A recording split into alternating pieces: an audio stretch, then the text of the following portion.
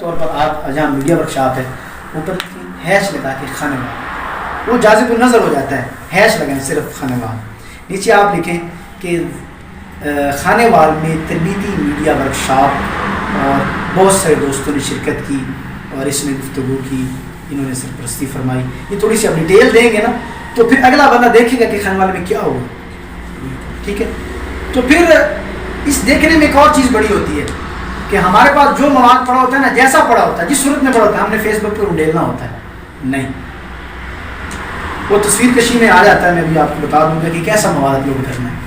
ٹھیک ہے, تو مواد آپ نے دیکھ کے صحیح تصویر, اور دیکھیں یہ جو پیچھے لگا ہوا ہے یہ آپ کا اشتہار ہے, اس کو آپ نے پڑھنا کہ تصویر کا تصویر کے دو ہوتے ہیں. جب آپ تصویر فیس بک کو ڈاؤن لوڈ کرتے ہیں اس کے دو اہم وہ چیزیں جو ہم نے حاصل کرنی ہوتی ہیں. کیا ہوتا ہے, ایک ہوتی ہے لوکیشن کہ میں خانے وال میں کھڑا ہوں, میرا بوتھا سارے نے دیکھے ہوئے.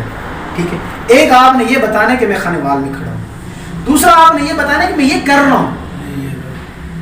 یہ جی آج تربیتی نشست تھی, یہ جی آج سیمینار تھا, یہ جی آج اجلاس تھا, کہاں تھا, یہاں تھا, یہاں. یہ دو چیزیں بڑی اہم ہوتی ہیں جو ہم نے فیس بک پر لگانی ہوتی ہیں. ٹھیک ہے, تو آپ نے صحیح مواد ان تصویروں میں سے چھان بین کر کے آپ نے دکھانا کہ اٹریکشن پیدا ہو. دیکھنے والا یوں کر کے انگلی نہ دیکھے, گھما دے. دیکھنے والا دیکھے کہ ہاں خانے وال میں آج کچھ ہوا ہے, وہ ضرور آپ کی پوسٹ پڑھ کے جائے. ٹھیک ہو گیا. اگلا آتا ہے واٹس ایپ. واٹس ایپ جو ہے وہ ایک نا معصوم سا ایپ ہے جس کو میسنا کہہ دیتے ہیں, لیکن سب سے کمال کی یہ چیز, سب سے کمال کی چیز یہ ایپ ہے کہ کسی کو پتہ بھی نہیں ہوگا آپ کام بھی کر رہے ہیں.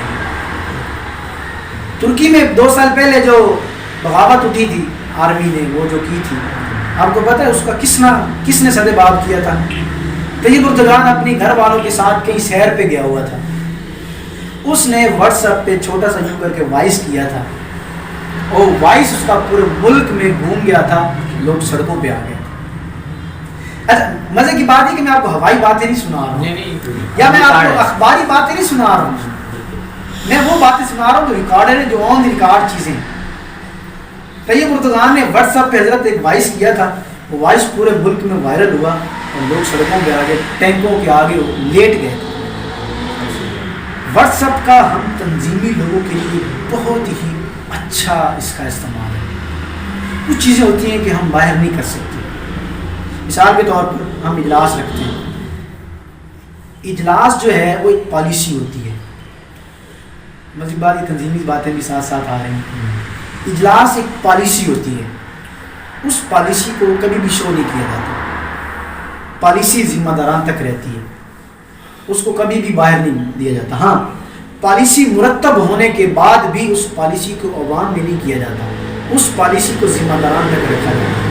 اس کے لیے یہ واٹس ایپ بہترین استعمال ہے. آپ اپنے یوسی واٹس ایپ پہ گروپ بنائیں, ضلع کے گروپ بنائیں. ٹھیک ہے, اور اس طرح ذمہ داران کے علیحدہ گروپ بنائیں. یہ چیزیں بڑی عام ہوتی ہیں کہ ساری چیزیں نیچے کارکن کو بھی نہیں بتانی ہوتی. اس کے لیے یہ ہے کہ آپ کی جو ضلع خانے وال کی عاملہ, اس کا ایک اپنا گروپ ہے.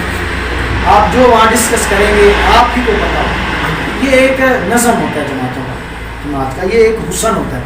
آپ جو ذمہ داران کا گروپ ہے اس میں آپ اپنی باتیں محفوظ رکھیں گے.